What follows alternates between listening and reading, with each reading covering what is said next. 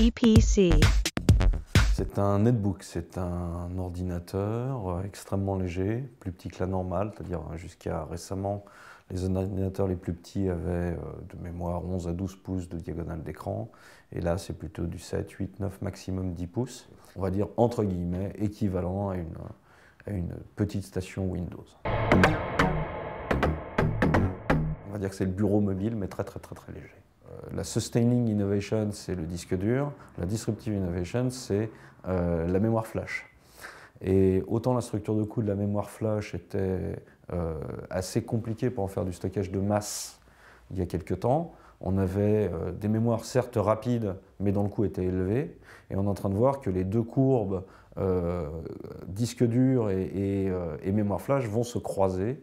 Et là, on vient d'annoncer quand même des mémoires flash, des disques flash à 128 gigaoctets, dont le coût diminue de mois en mois. Ça reste encore très cher, mais bientôt on va avoir des disques durs, entre guillemets durs, à base de flash dans nos laptops, pour des coûts nettement moindres à ce qu'on trouve aujourd'hui dans un MacBook Air ou dans des Samsung.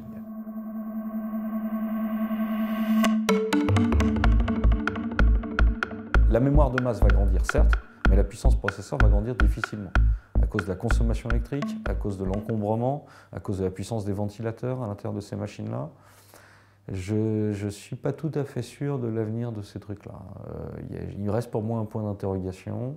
Il y a qu'à voir le succès de ces machines-là, qui sont les machines 11-13 pouces, mais avec un processeur puissant, avec une mémoire de masse conséquente, et qui permet de faire beaucoup de traitements.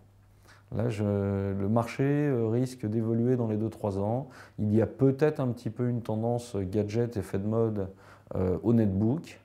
Le netbook est là pour rester, c'est clair, mais est-ce qu'il va prendre beaucoup plus de parts de marché au notebook? Je ne suis pas tout à fait certain.